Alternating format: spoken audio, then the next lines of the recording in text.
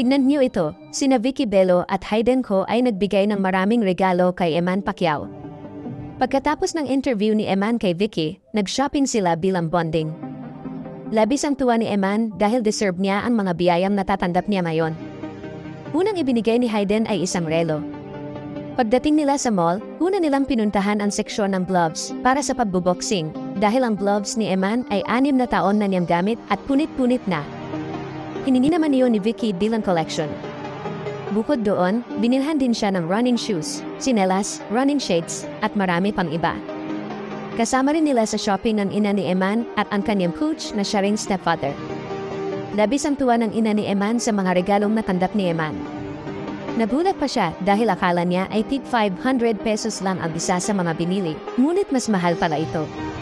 Marami ang natuwa sa bagong buhay ni Eman dahil sa kanyang passion, determinasyon, at pagiging makadiyos.